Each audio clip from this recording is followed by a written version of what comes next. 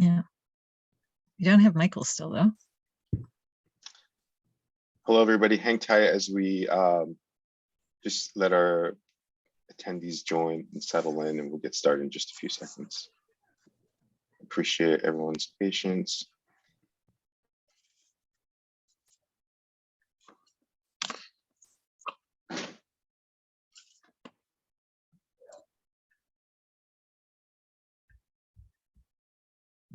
All right. Hi, everyone, and welcome to the third day of the 40th Annual Public Interest Environmental Law Conference. We're so happy to have you all with us today. My name is Reza Sadegzadeh. I'm a third-year law student at University of Oregon, and I, along with Michelle Matson, will be your panelists for this. Will be your moderators for this panel. Excuse me. Before we get started, just gotta go over some quick housekeeping matters. First and foremost, we want to acknowledge that the University of Oregon is located on Kalapuya-Alihi, the traditional indigenous homelands of the Kalapuya people. We want to be mindful of that as we proceed.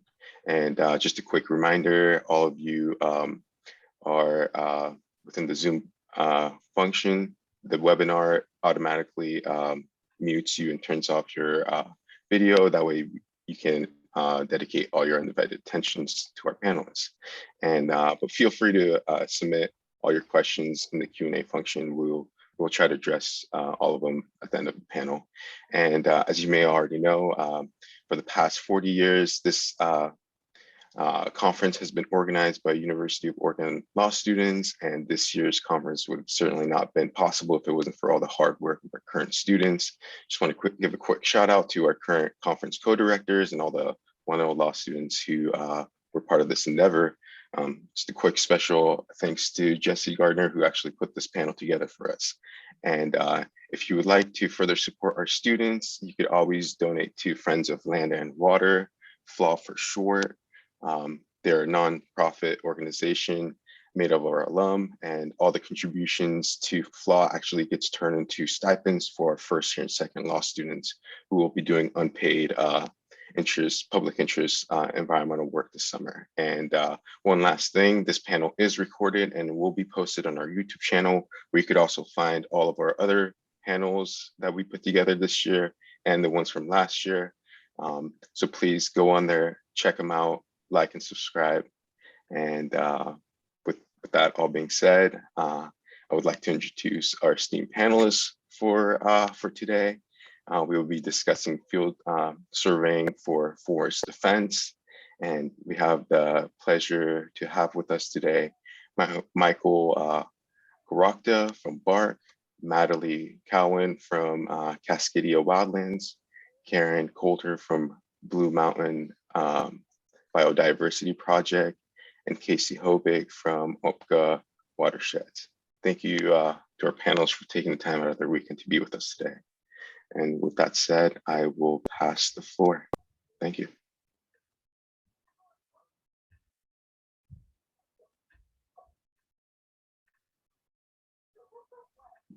Okay, so let's see. Madeline, should I share my screen and we can just do it that way? Okay. Yeah. And then I think we're going to do a quick round of introductions if you want to start us off. Sure. Yeah, so I'm Michael Krochta, and I am the Forest Watch Director for BARC. And BARC's a nonprofit that's based in Portland that works to defend and restore forests surrounding Mount Hood. And been with the organization for a little over 10 years now. And we'll talk more about BARC and all that we do later. But yeah, that's good for me. Yeah, I'm Karen Coulter. I'm director of Blue Mountains Biodiversity Project, and we field survey a very large area in Eastern Oregon to try to stop or reduce timber sales, destruction. And our area that we field survey overlays ancestral and treaty lands of the Confederated Tribes of the Umatilla, the Warm Springs tribes, the Bannock, Shoshone, and Paiute tribes.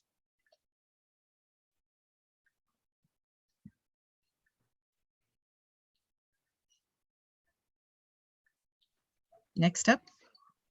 I'm Casey Hovick. I'm the Executive Director with Umpqua Watersheds, and I'm joined by our Board President, Janice Reed, and we'll talk a little bit more about Umpqua Watersheds when we do our presentation.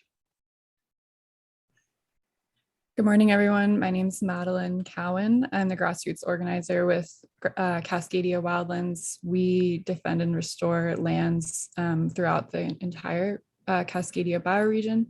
Most of our field surveying efforts are focused in Western Oregon, and I'll get into that more later. And also, I have only been with the organization in this position for about 6 months, but I've been a volunteer with Cascadia and other organizations on this panel for about 5 years. And with that, I think I'll just get us going. If you want to advance, Michael. Awesome. So this is a little bit of what ground truthing / field checking / field surveying looks like. It all means the same thing, but this gives you a little bit of a sense of what it looks like and what we do when we're out in the forest. In the top left corner, there's a volunteer who's measuring the slope of the landscape. Next to that person is somebody showing off a survey managed species, that's Usnea longiissima, and we'll talk more about that later too. There's some volunteers who are measuring the canopy cover in the forest with binoculars. Some volunteers are noting pileated woodpecker forage in the bottom left.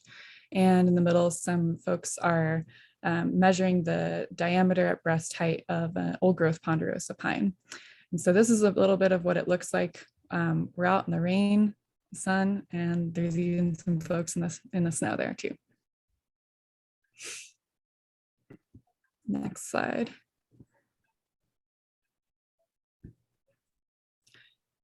So why do we do this? And we're all going to get a little bit into it more, but just generally, one of the main focuses of why we do this work is because we know and we all believe that forest defense is climate defense. Our forests provide a myriad of benefits to human and non-human critters all around the region, but in addressing the climate crisis, we know that forests are essential for not only storing, but also sequestering carbon. And when those forests are cut down, like the photos you're seeing here, it's actually emitting carbon, and carbon emissions from logging are the greatest source of emissions in Oregon. We also are field surveying because if we weren't out there on the ground, taking photos, paying attention what the agencies are doing, then all we would have to base off our information on would be very long and very dry documents from the public agencies that notices that they're planning on logging. So it's really, really essential that we are on the ground and understanding what is going on across the landscape.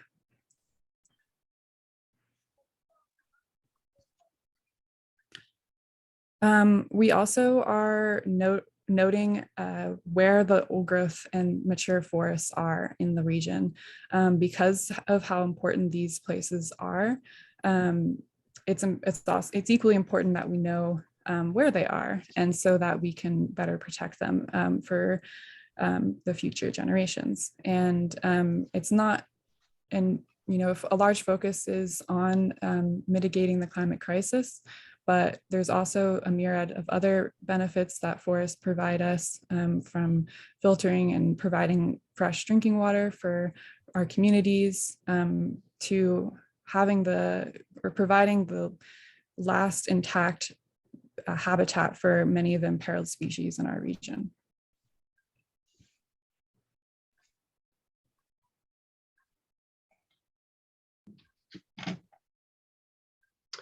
Okay, so I think we're all going to sort of get into our individual issues and work here in a moment, but I think first we want to talk about, what are some of the questions about these proposed logging projects that we can only really answer after getting out on the ground ourselves. So, the first being, how old is the forest? That's actually something that's often not disclosed, or at least very clearly in planning documents, or it can sometimes be pretty inaccurate. Are there special water bodies that require protection? Often those can be unmapped, and those are very important. Obviously, they hold a lot of biodiversity. These are very special habitats in the forest. Related to that, is there habitat for certain animal, fungi, or plant species? Often they can require special protections in the form of buffers and whatnot. And we might talk a little bit more about that later as well. How is the area used? What's the human dimension of the area that is under proposal for being logged? There can be recreation, hunting, foraging, all types of human uses of the forest that are important to document. What levels of disturbance have occurred there in the past? So natural disturbance like wildfire, for example, or something that's really important to note is what's the past human management of the area. Usually we're looking at whether or not the area has been logged in the past, and that can be really relevant information for the agency's rationale for either logging there again or for the first time. There's lots of other questions that we're trying to answer out there too that folks can probably think of. And so we want to just encourage people in this presentation throughout the panel, if there's certain things, that you're thinking of, questions that you think are important to be answered, just feel free to put those in the chat or the Q&A, and we can try to address those later on. But I think now I'm going to pass things over to Karen Coulter, who's going to be talking about Blue Mountains Biodiversity Project. Yeah, Blue Mountains Biodiversity Project field surveying is the backbone of all our work. We use evidence from the field through survey sheets and photographs to inform our comments, our objections, and to use as evidence in potential litigation. We've often accomplished significant changes in timber sales directly through field surveying. When we first started doing this in the early 90s, the forests out in Eastern Oregon weren't used to being monitored at all. So we would quickly correct things just by field surveying, such as the blue paint marking to cut went beyond a sale boundary and continued for acres, which is obviously illegal on the Umatilla. Another example is in the Badgers timber sale on the Malheur, they had said they weren't logging any old growth ponderosa pine except for ones in aspen groves, which is a long story. But at any rate, we went out there and found lots of old growth ponderosa pines marked to cut. So our volunteers and I documented that with painstaking photos showing us measuring the trees and the paint markings from close and far.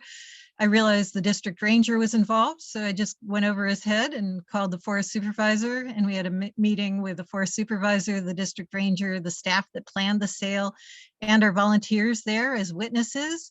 And the forest supervisor just said, you have to get out there and mark out all those markings to cut and just drop those trees from the logging, because they can't have a problem of conflict between what the document says they're going to do and what they're actually going to do. Next slide.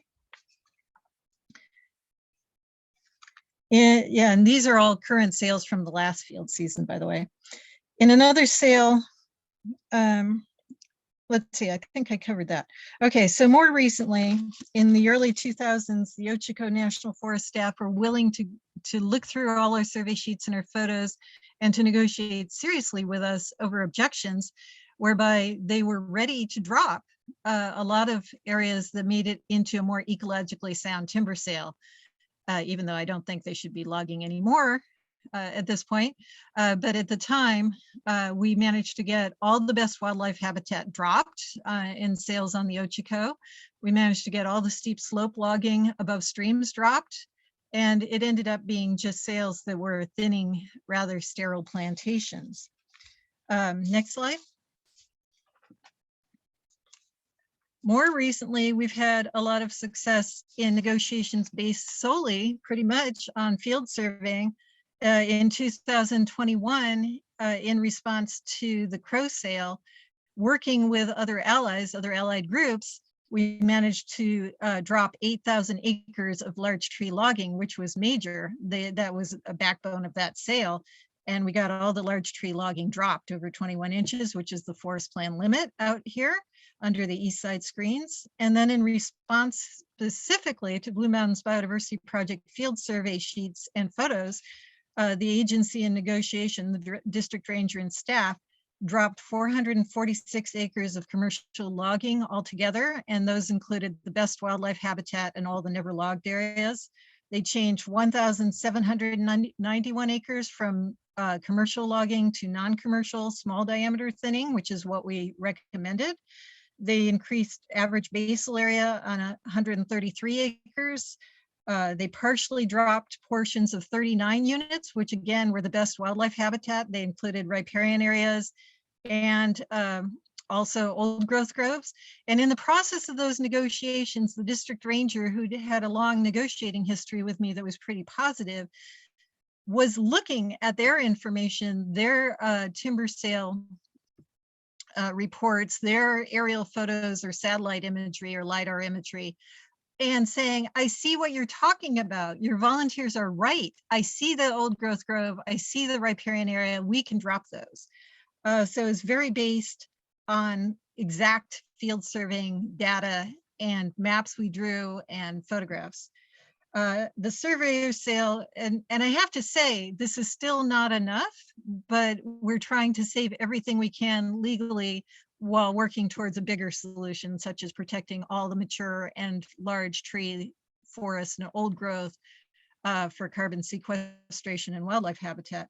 But in negotiating the surveyor sale on the Deschutes, we also had direct response to our field surveying. And this was a much smaller sale, only about 2,000 acres, where the Forest Service dropped approximately 267 acres of commercial logging and other management. And that involved most of the Newberry Volcanic Monument sale units were dropped, and the old growth management area dropped.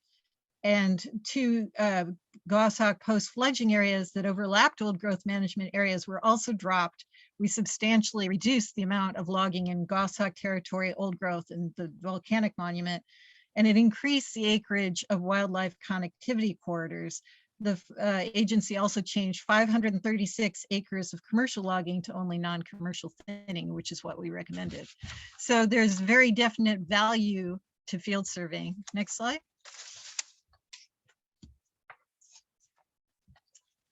So we're dealing with a lot of really disturbing Forest Service trends now.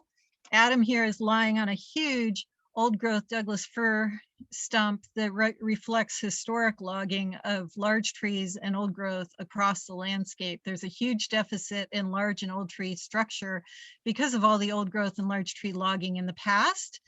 And there's not much of that structure left. We have to save everything that's left. Next slide. The Forest Service also clear cut a lot of the landscape forest like this, and just small trees growing back, and they're widely spaced, and it doesn't even feel like a natural forest. And a lot of this, we don't even bother to field survey because it's basically biologically sterile. I mean, this has a little bit of tree species diversity compared to a lot of horse plantations, but it's still cut like a plantation, and it doesn't have much, as you can see, not many logs, not many snags, not many big trees, not much wildlife sign. It's pretty dismal. And yet that's now being done on an enormous scale across the forest. We see a trend now where the Forest Service has increased their rotation of logging to less than 30 years, as far as I can tell. Sometimes I've caught them trying to come back within only 9 years, whereby the forest has not had a chance to recover from the past logging, and they're in there with another sale. And they've also increased the scale of this logging from what used to be in the 1990s to average timber sales only up to about 6,000 acres. Now on the Malheur, the Ochiko, and the Willow Whitman, now the average sale is about 28,000 acres of commercial logging. So when you have that much logging at a time in one timber sale, they'll come that much faster back before anything has had a chance to recover. So they're basically reducing soil fertility by so much ground disturbance. They're eliminating wildlife habitat for wildlife that require large tree structure and old growth. They're reducing carbon sequestration, and it's all on a very fast rotation, a very big landscape scale. And next slide. And now the logging, they're going backwards in time to really heavy logging. And now the logging looks like a virtual clear cut with stumps everywhere. This is a montage that Paula Hood, our co-director, created that shows that even though they said they were doing this sale, Big Mosquito, to protect old growth ponderosa pine, when they went out to look, when we went out to look and check on this situation, what it looked like after logging, because we weren't able to stop it all. This is what we found. You know, they say, oh, these are hazard trees. Oh, these were getting in the way of the skyline logging corridors, et cetera, et cetera. But they found, whoever logged this found a lot of reasons to log old growth ponderosa pine in kind of total contradiction to what they said they were going to do. So the Forest Service has returned to very heavy logging, down even to only about 10 to 50 square feet of basal area, which is a virtual clear cut. And this is not enough to develop snags or logs over time for wildlife habitat or to replace large and mature tree structure that's been lost to past logging, and to retain forest carbon sequestration when these are all critically needed now to reduce or slow the effects of climate change. And then also forest shading and moisture retention are being lost in a time when we have unprecedented droughts and heat waves. And this will all lead to more fires, not less, even though they use wildfire risk reduction as a rationale for this logging. Logging on fast rotations creates detrimental soil impacts and loss of forest biomass, which affects soil fertility. Lack of recovery from logging on a fast rotation leads to eventual desertification, and landscape scale logging entails coming back too soon, so it's uneconomical to log. So these sales are not sustainable ecologically, economically, or culturally. Next slide.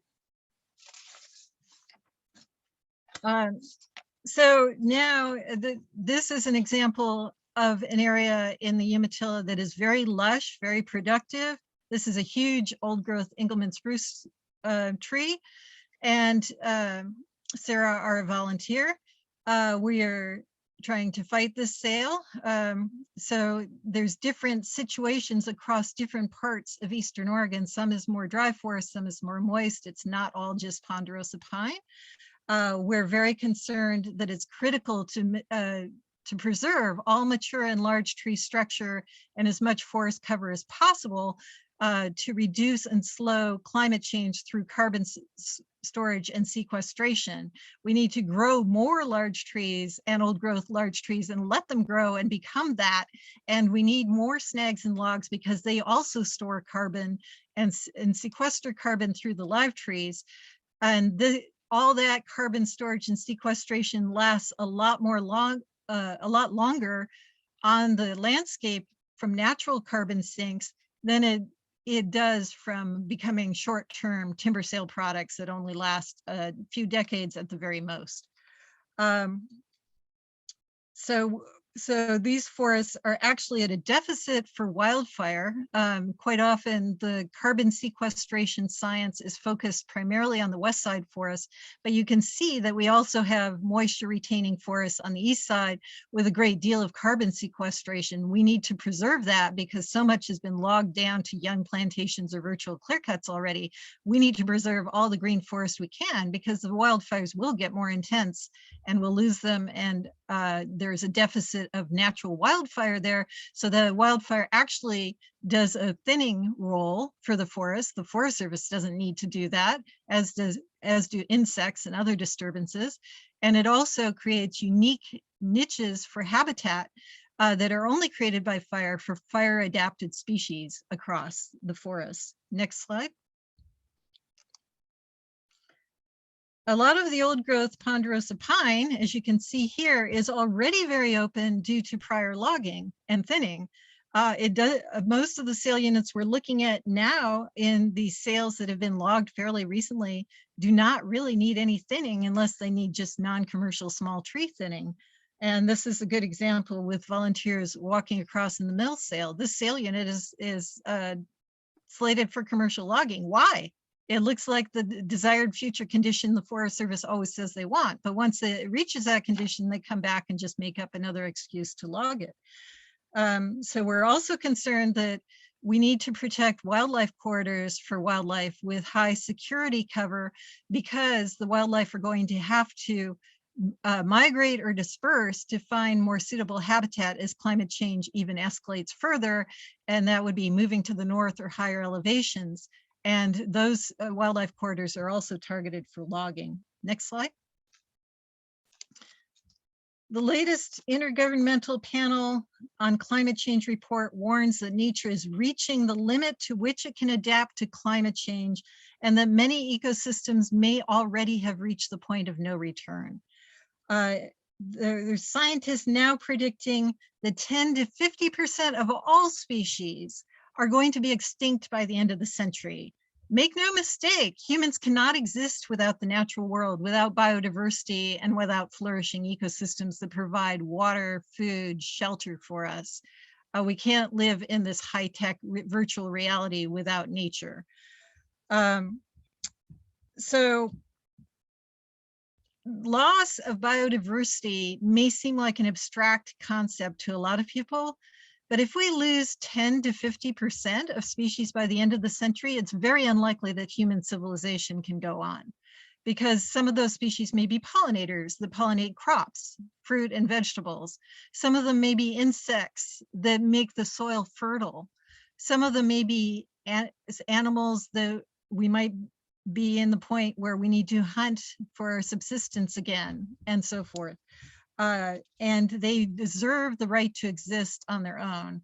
We need to move from an economic focus where capitalism turns nature into commodities to a rights for nature ethic for this society, where we respect nature, we have reverence for nature, we have reciprocity, giving back to nature, and create rights for species, for rivers, for mountains, for ecosystems like the ocean and the forests, and allow them to create viable life and to keep this planet going.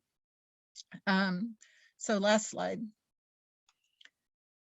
So please feel welcome to come out and volunteer with us. This is Hillary, who just found some elk antlers in the Morgan Nesbitt sale. We're going back to that sale on the Willowa Whitman this summer to finish it, because the sales are so big that sometimes they overlap two field seasons now to field survey them adequately.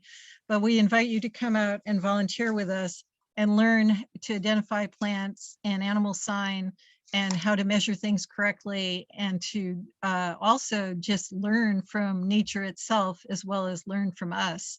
We train you and you can come out.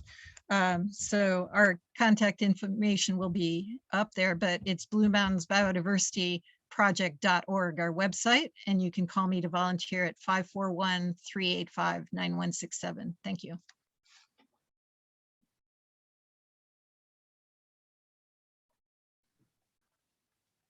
Wow, thank you so much, Karen. You always make me feel so inspired and excited about doing this work. Really, really appreciate you and everyone else on this panel and all of the volunteers who are working on this. So my name's Madeline. I'm working with Cascadia Wildlands as a grassroots organizer, and we defend and restore Cascadia's wild ecosystems in the forests, in the courts, and in the streets. So we use a lot of the same tactics that Karen was just describing around collecting information in the field and using that in legal battles to protect as much forest as we can. Next slide. So the area that we cover is the Willamette National Forest, which is about 1.6 million acres. It may be the national forest that folks in Eugene are most familiar with. And one of the main sales that we're fighting right now is the flat country timber sale. It includes 5,000 acres of intense commercial logging, and including in areas that have large legacy trees like this 96-inch Douglas fir, and it also is bordering the headwaters of the Mackenzie River, which provides drinking water for Eugene and all of the communities along the Mackenzie River. And it has a myriad of other benefits as well. Next slide.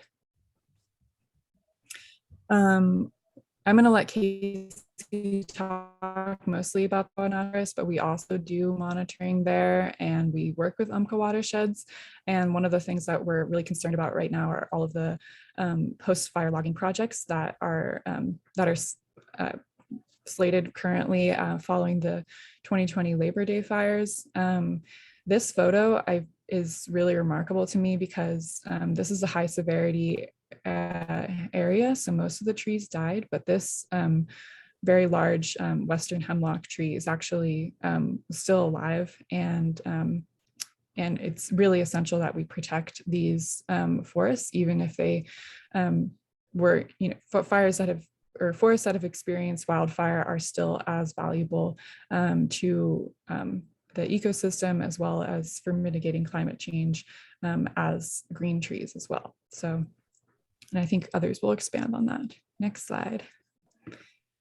We also are monitoring the Sayusla National Forest, and thankfully the Sayusla is relatively okay as far as their management practices compared to other national forests in the state. And one of our main concerns in that area, though, is protecting habitat, the last remaining habitat for the marbled murrelet, which is a small flying potato bird pictured here. They are really incredible. They rely on foraging from in the ocean, and then they nest in old growth trees within the forest. So and a lot of that habitat is threatened. Next slide. What I'm mostly going to focus on, because others are speaking to the Forest Service, is the Bureau of Land Management, or the BLM Lands. And the BLM, most people may not be aware, actually has some of the most, has a lot of old growth left in it, but it's a really complex landscape. So in the map on the left, there's all the green blobs are national forests, and then all the little purple chunks are where the BLM land is in Western Oregon. And what you can see on the landscape, as well as from aerial images like the one in the middle, is this really wild checkerboard. So the areas that have been clear cut are private industrial timberlands, mostly, which are heavy in the Coast Range. And then the green areas are old growth that's remaining on the public lands and the BLM lands. And the reason it looks like this is because of the ONC Act, Oregon and California Railroad. Basically, they used to own those chunks of land, but they didn't uphold their end of the deal, and those lands were given back to the federal government. There's a whole history on there. You could there could be a whole PILC panel just on BLM lands, but basically that is what has resulted in this checkerboard landscape. And it also means that the counties in Western Oregon rely on logging of these lands to provide funding for schools and for other public services. So it's a really terrible marriage there. And so we're working hard to get funding from elsewhere for schools and other services. Next slide. I'm trying to go fast. So also with the on BLM lands, what we're facing here is the resource management plan. And again, there's a lot of history with this, but kind of the flyover crash course in the RMP is that it was passed in 2016, and it basically increased logging on BLM lands by about 37%. And most of the acres there are targeted to be clear-cut style logging, with only about 10 to 30% of the trees standing, which, like Karen mentioned earlier, is just basically a clear cut and not a viable ecosystem anymore. Also eliminated the survey and manage program for rare plants and animals, which is really devastating because under the Northwest Forest Plan, there are certain plants and animals that are legally protected and require buffers around them basically to protect their habitat. And that's one of the tactics that we use on national forest lands, and BARC and Blue Mountains and others have been really successful at stopping timber sales by finding these rare plants and animals, but they don't do that anymore on BLM lands. Next slide. So what we do to protect these protect these intact BLM lands is similar to what everyone else is doing. We get our boots on the ground and we collect information. This is an example of a timber sale that we've been fighting. It's the north of 126 timber sale. It's just right outside of Eugene, near surrounding Triangle Lake and Highway 36 and 126, if that means anything to you. It's in the Coast Range. Basically, it's massive, 25,000 acres, and a lot of it is targeting LSR, which is late successional reserve. This is habitat that is supposed to be set aside for its old growth characteristics under the Northwest Forest Plan. And yeah, next slide. I'll just leave it. So what we've done to combat the North 126 sale and other BLM sales as well is we get people out into the forest. We hold base camps in the middle of the summer where people can come out for weeks. And I know that BARC and others do that too. And we get people out there and we cover as much ground as possible. And in one area in particular, next slide. One area in particular that we were surveying in was in Windy Peak, which is in the North 126 sale. And that quote there is what the BLM is saying about basically about all of the forest in that sale, saying that the stands are homogeneous, single story, plantation, low stand complexity, and no biological diversity. And what we found at Windy Peak and in many other areas was exactly the opposite of that. We found incredibly complex and biologically diverse forests, like these towering western red cedars that you see in the photos. And also, what we did was basically we built stories around Windy Peak and the area around it, and we successfully got that area and other old growth stands dropped from that sale. Next slide. But what they're trying to do with North 126 is adding on these determination of NEPA accuracy or DNAs. So they're saying, like, we already did NEPA on the landscape, so now we can just tack on these smaller timber sale projects without doing any analysis at all. And this picture is a little bit distorted, but basically they were saying that they needed to create more natural gaps in this area. And we found many areas with natural gaps like this one. And so we're kind of taking what the agency is saying and finding evidence to refute that. Next slide. Also, this was an interesting thing that they also are bringing up is the need for fuels reduction. And I think that Michael's going to talk about this too. But the stand that you see on the left is actually a fire regenerated stand. So high severity fire came through there. And this is how the forest has grown up. It wasn't clear cut and it wasn't replanted. So even though the trees are younger and they're kind of homogeneous in age, they have decent spacing between them, and this forest should be able to mature from the fire and kind of thin out itself.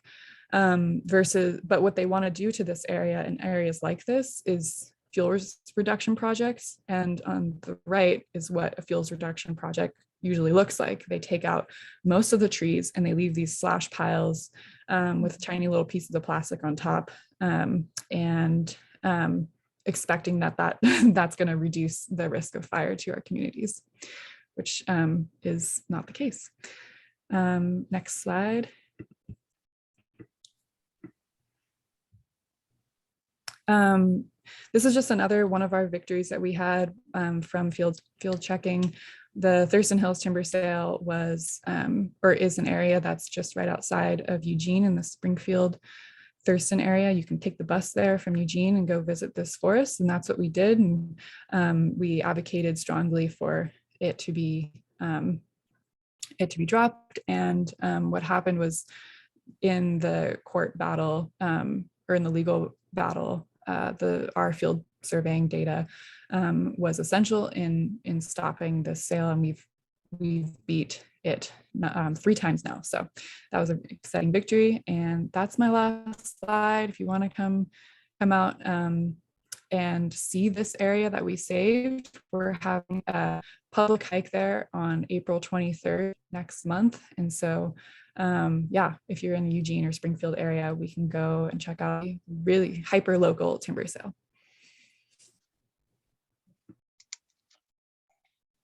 Okay, thanks, Madeline. That was great. Let's see.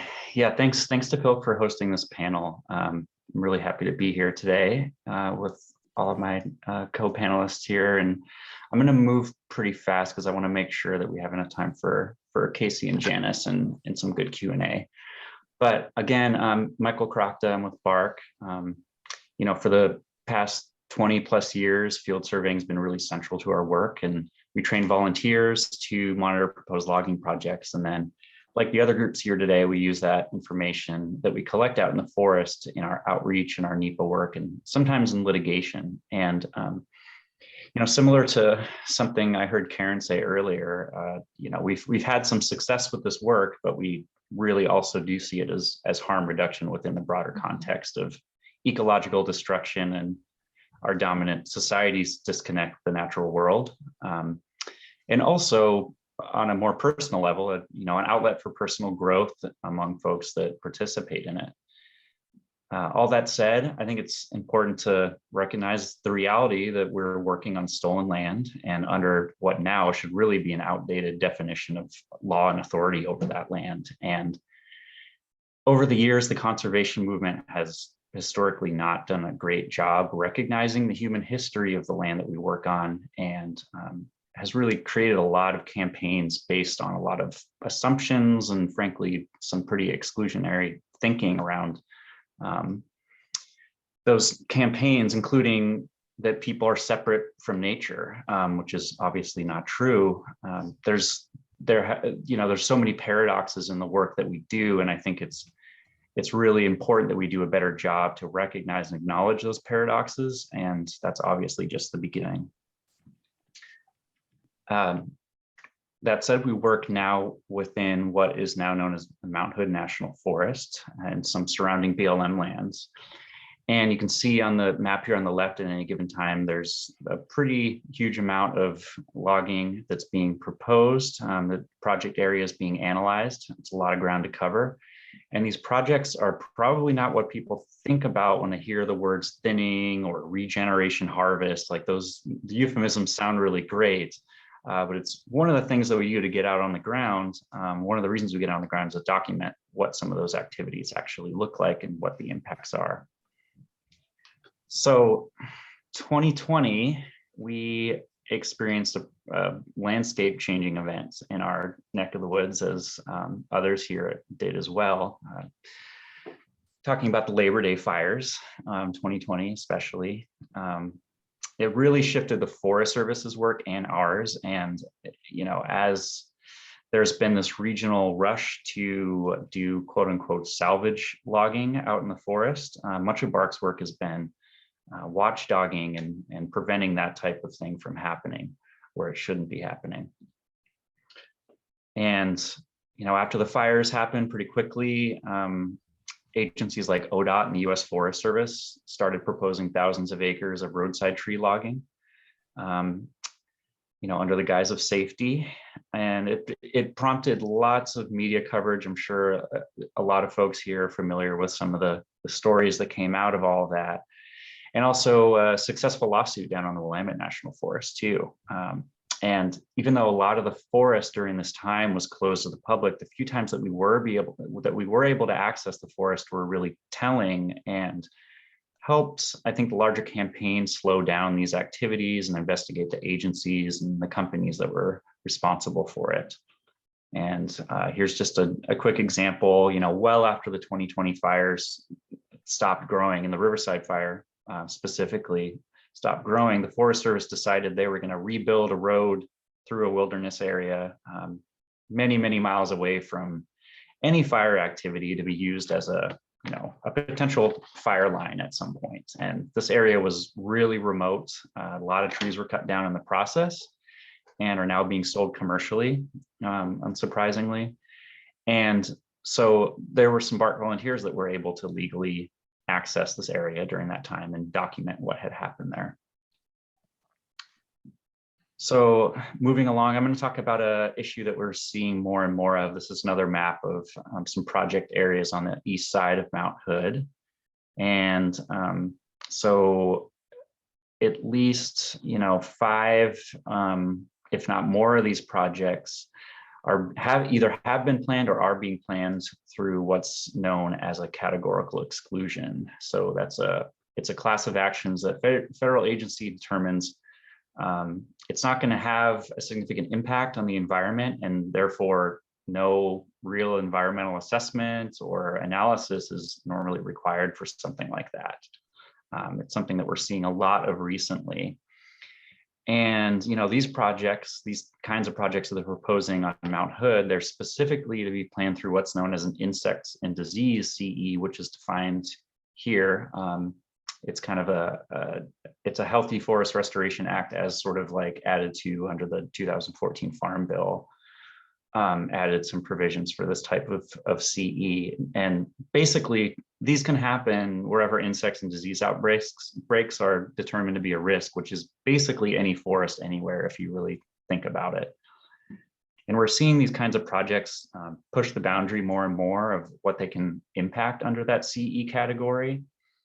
So this is some photos from the South 5 Mile Insects and Disease Project, which it's in planning right now, and it would actually degrade a lot of spotted owl habitat and result in a likely to adversely affect determination by the agency. So it's no small potatoes. And apparently, though, according to the Forest Service, they're still not required to do much analysis at all. And this quote here on the left is a requirement for this type of CE, which basically says they need to retain old growth and large trees. But in this case, they're actually proposing to remove a lot of large and live Douglas firs, which are currently providing some of the only large wood habitat in the area.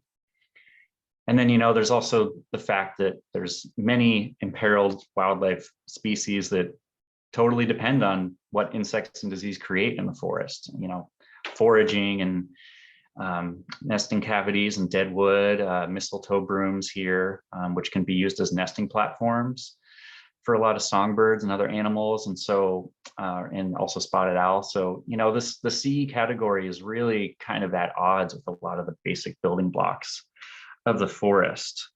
And I think I'm gonna kind of stop things there and just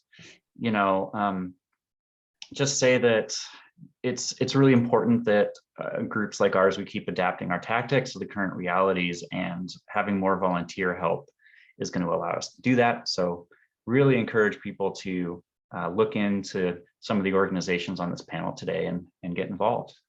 So thanks. And then Casey, do you want to go to your share screen, or do you want to stay on this, or what do you want to do? I'll go to our shared screen. Got it. And I just want to note that we do have a little bit of buffer between this panel and the next panel, so please take your time. We'll have some time for Q&A afterwards. Okay. I appreciate that. We will move pretty quickly through this. Some of it's already been talked about, but the first thing I want to say is the importance of alliances.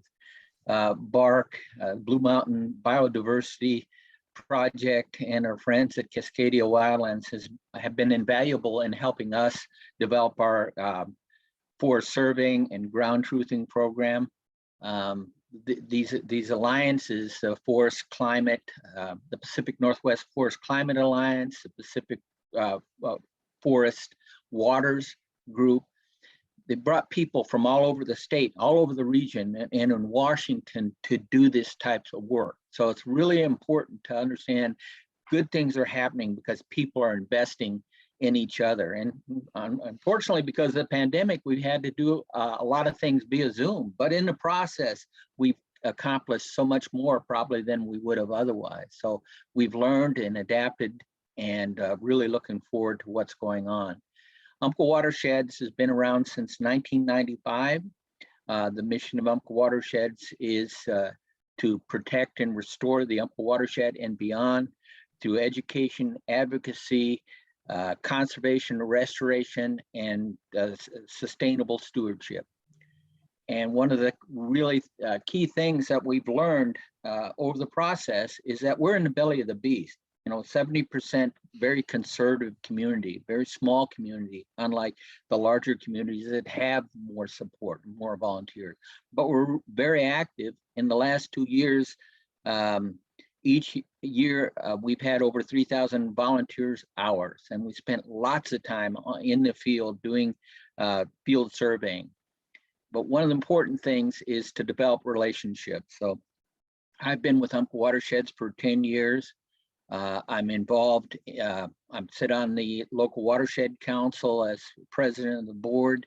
And so I get to engage the agency people, I get to engage industry, education, government, and that's all really important.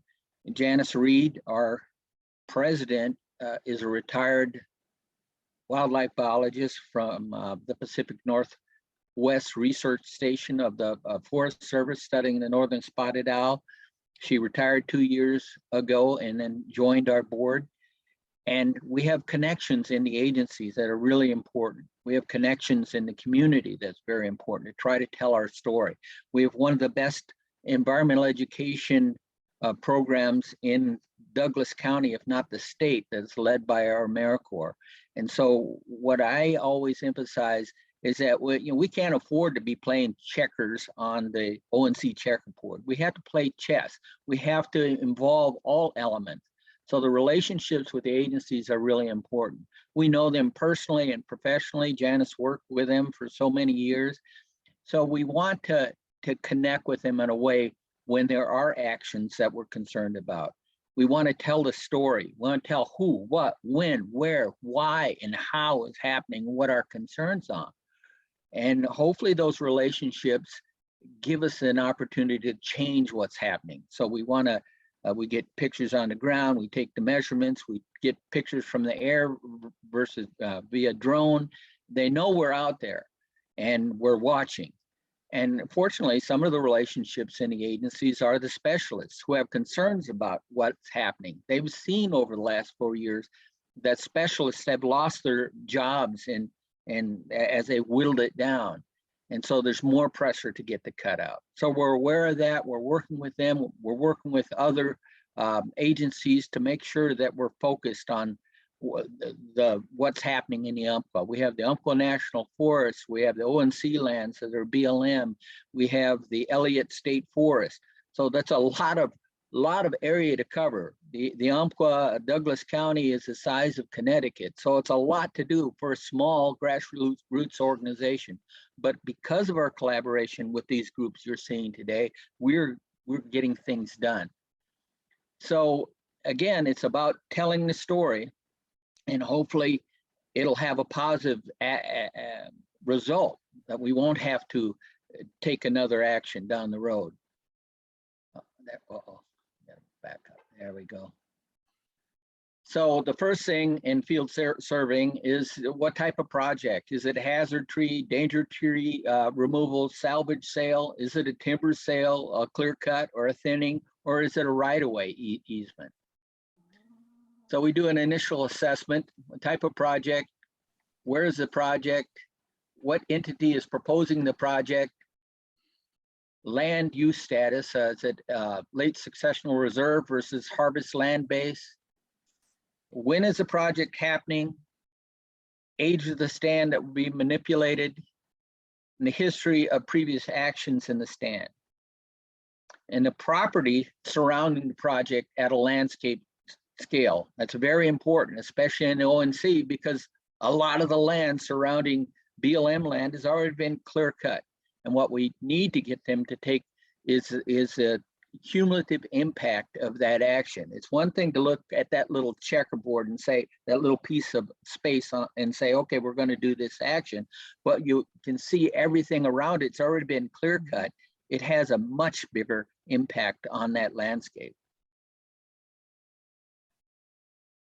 And obviously we want to keep focused on wildlife and other special status species. So again, relationships are important, informal, because we know most of these people, we work with them, they're friends, they're people in the community and are engaged in some of our outreach. I played darts with some of the forester, at least used to. Well, hopefully that will come back after the pandemic.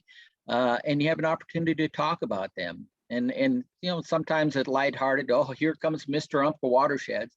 But they also know that we're doing a job that's our job to speak for the conservation community, and there's some respect there. And then there's formal communication, so letters, emails, phone calls. You know, it's not, you know, as talking about agency action. So we have initial inquiry. We acquire documentation, everything we can that they provided. If we have to go through a public records requirement, we'll do that. And then we provide feedback to the BLM or the Forest Service. So I want to focus on three examples of this. The U.S. Forest Service Archie Creek Fire Danger Tree Removal and Categorical Exclusion. We did several field outings to assess the project validity and purpose and need. We documented with pictures on the ground and in the air, to tree measurements. We expressed misgivings via phone call to the district ranger of the Forest Service. And then we elevate up the chain of command as necessary. We prepare a report with documentation, and then for inconclusive or unsatisfactory response, sometimes we have to pursue legal actions.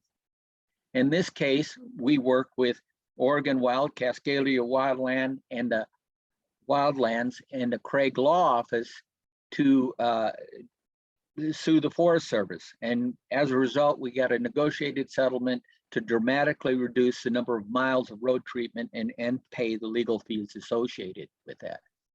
The BLM Archie Creek Fire Danger Tree and right-of-way and salvage logs, again, we did the field outing, we prepared the documents and prepared a report addressing riparian and wetland, wildlife, NSO, improper or no marking of trees to later assess compliance. It's one of the major concerns that we see when we're going in there, that the private companies are going in and doing their clear cuts, and they're actually taking trees that they're not supposed to.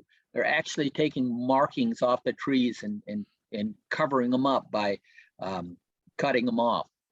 So that's a real concern, because the BLM doesn't have the staff to go out and check. Are they doing what they're supposed to be doing? So again, we express concern about proposed and completed actions, and are in the process of working with Oregon Wild and Cascadia Wildlands on legal action to address that. One of the most recent ones of a major concern is the Big Tom Northern Spotted Owl core area. And I'm going to turn this over to Janice, because she's really led that response. Okay, hi everyone. Yeah, this is sort of a little bit of a case study, sort of documenting some of the difficulties in trying to get the protections around some of the older forests and late successional reserves. We found out about a right-of-way that was going to go through a northern spotted owl core area. And so we started having talks and discussions and gathering the information. And, we find out that some of these late successional reserves may not be as protected as we thought they were. And just finding out about some of these negotiated right-of-ways, and these are agreements that have been worked out 50 or 60 years ago. So they're quite out of date and may need to be updated if we could get them to be updated. The Regional Ecosystem Office actually oversees the Northwest Forest Plan and the late successional reserves. And part of their process assumed that these late successional reserves would be coordinated with a lot of the federal agencies, states and tribes and governments. And so I'm just going to present here a little case study that talks about what we found out at Big Tom. This is the ONC checkerboard, which Madeline talked about, so I won't talk about that. The green colored squares here are late successional reserve on the BLM, and the brown squares are what they call in the harvest land base or general forest management. The blue lines are major watersheds. So this area is critical habitat for the northern spotted owl. The Fish and Wildlife Service has designated it as critical habitat. And so I'm going to just focus in a little bit on this area that zooms in on the Big Tom area. This is an aerial photo showing the roads. The red lines are the sections. And so this is a private section, and this is a BLM section. And you can see the northern spotted owl nest trees there. And some of the trees that are in this right of way are really huge. So there is some value here with the stand. This is old growth. It is late successional reserve. It is spotted owl core area, and it is critical habitat. So you would think all of this would lead to some major protections by our agencies. The private landowner wants to harvest right next to this spotted owl core area and has filed for a right-of-way through the Bureau of Land Management.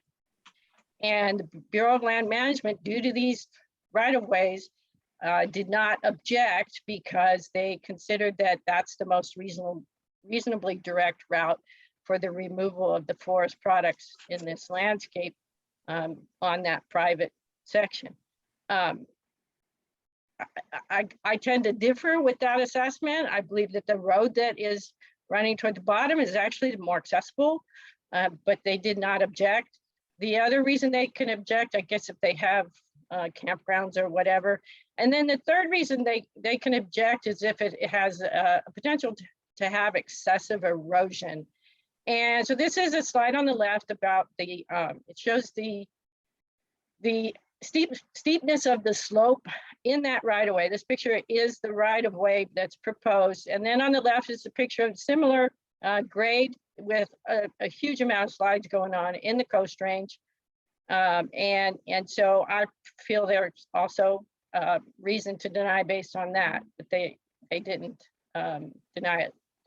So who's in charge of protecting these older forests and on our public lands?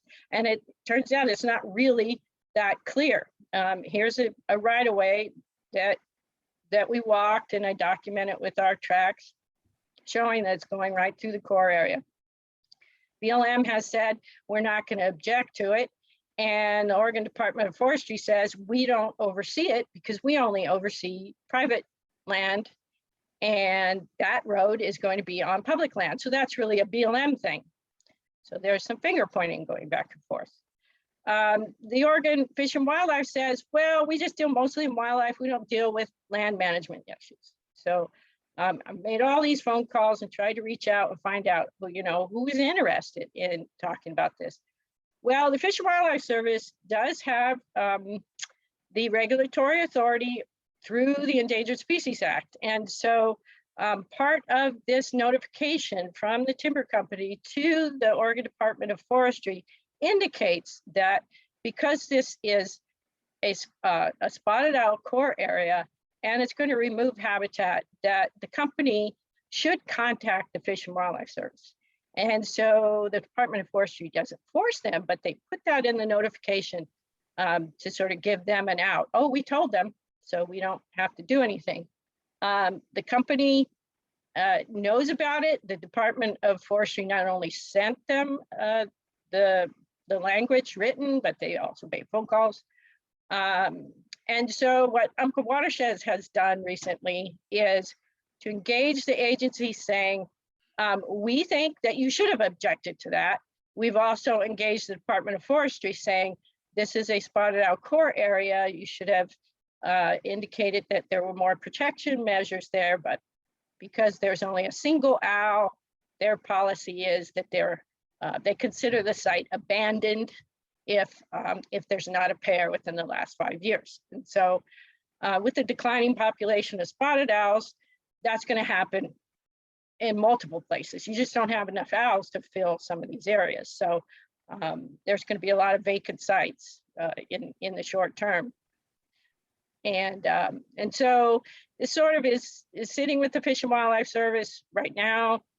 When we sent the letters, nobody is returning our calls, nobody is returning our emails. So the communication is really just one way right now.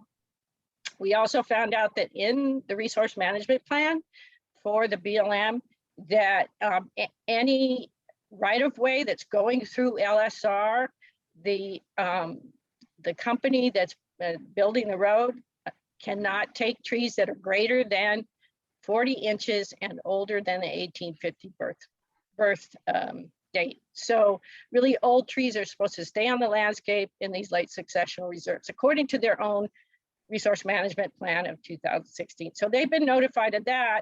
They did not send that language to the company. So we're trying to force the issue that, hey, here are some policies that you guys are not following through on. All of these things that really should be happening that we think are happening are not happening.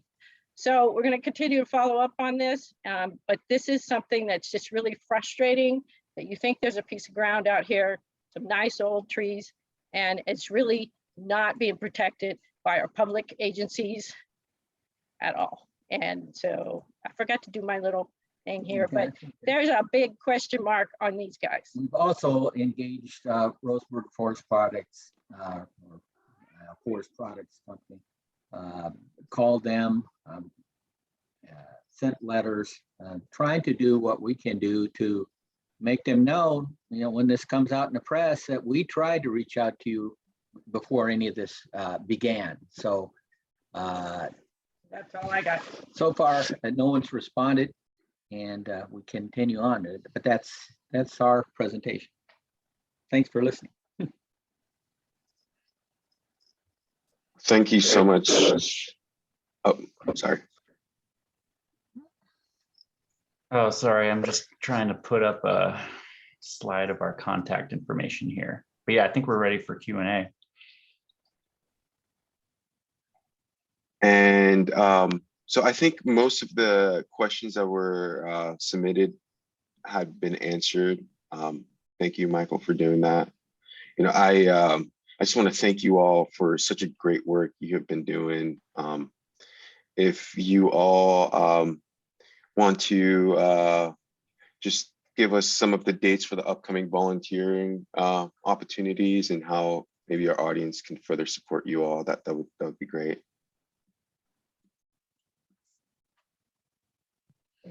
Well, I'll jump in there.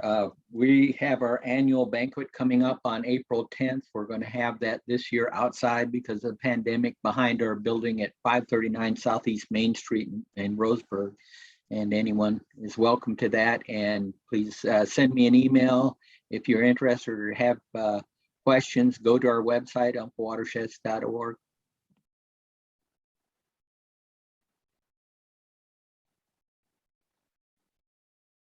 Karen, I think you're muted there. Can you hear me now? Or I don't know. Can you hear me? Yep. Okay, so our field season for volunteer surveying of proposed timber sales is from about the beginning of June until almost the end of September. And you can call me at this number, 541-385-9167, at least 2 weeks in advance of when you want to come out. You don't need any former training, but you do need to bring camping supplies and food and cooking and stove, things like that. Unfortunately, we have to require that all volunteers are vaccinated, but it is outdoors, so it's not too much of an issue, although we do need the vaccination.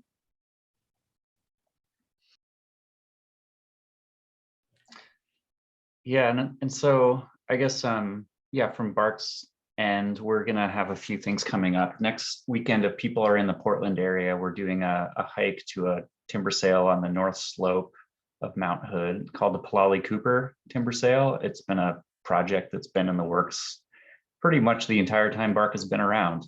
So there's a lot of backstory, and it's a really nice area, and we hope that there's still going to be a good amount of snow, and we can put on our snowshoes and explore a little bit there, and also talk about a land exchange that's going on between the Forest Service and a private company that kind of overlaps that same area. And we're doing that with an organization called Thrive Hood River. That's a community group out in the Hood River Valley. And then, yeah, if folks are interested in getting involved with our ground truthing program, we are going to have a couple of trainings. One is on April 21st. That's probably going to be either in Portland or virtual, kind of an introduction. And then we're going to be out in the forest. Let's see, on the 23rd, April 23rd. So there's going to be information on our website for all those things. Yeah, and for Cascadia Wildlands, we are having our similar kind of introduction trainings for field surveying on March 28th and 29th from 4 to 5, and those will be virtual and recorded. And then on April 23rd, we'll have the public hike to the Thurston Hills area that I mentioned, Saturday, kind of an all-day just hike around the community. And then, yeah, we'll have lots of other field outing days coming up over the summer. So yeah, you can email me, or we have a volunteer sign up form on our website as well. That's great. There's a lot of opportunities for our audience to get involved. Michael, go for it. Just addressing, I saw that there was one question that popped up, and this might be a good opportunity just to make one more plug. That all of our organizations, well, the question is, what are some resources? I think if I'm interpreting this right, what are some resources for doing this type of work and kind of understanding what the objectives of the projects are versus, you know, the reality, and kind of how to document those things. And so all of our groups are involved in a group of groups that shares a lot of resources about that kind of thing. You know, both like where to find planning documents and you know, how to interpret the maps and read into the language, as well as just like how to logistically plan some field outings. And so if people are interested in looking at some of that stuff, you can get in touch with any of us, and we'll have a conversation. But yeah, just want to say thank you again. I guess, yeah, back to you. Someone had a question about Roseburg Forest Products, and I just want to say they've been one of the better groups to work with. They're all timber industry people that are focused on the bottom line and getting the cut out. But most of the time, at least they're civil. And like I said, I'm on the Partnership for Umpqua Rivers, have people from all the timber industry represented, and they hear what we're doing. And it's just a matter of, okay, this right away, they think they can get away with it. The BLM, we think very strongly, should have objected to it, but we'll continue to engage these people. And then if they don't respond, especially about the Big Tom thing, it's going to be in the press. It's going to be something that we're going to call attention to. We've named those trees that they're taking, and we will hold anyone accountable, whether it's an agency or the industry, if they're taking big trees off of private land, public land, those trees, we're going to remember those trees. We're going to show before and after and talk about the impact on it. So sorry to get on my soapbox. Thank you. If there's not any other final words, I really appreciate all the hard work you all are doing. This was a great conversation we had today, and we invite everyone to go ahead and check our brochures. We have a lot more interesting panels going on for the rest of the day. Again, thank you so much for your time, and we hope to see you all soon. Thank you so much for hosting this. Yeah, thank you. My pleasure. Thank you.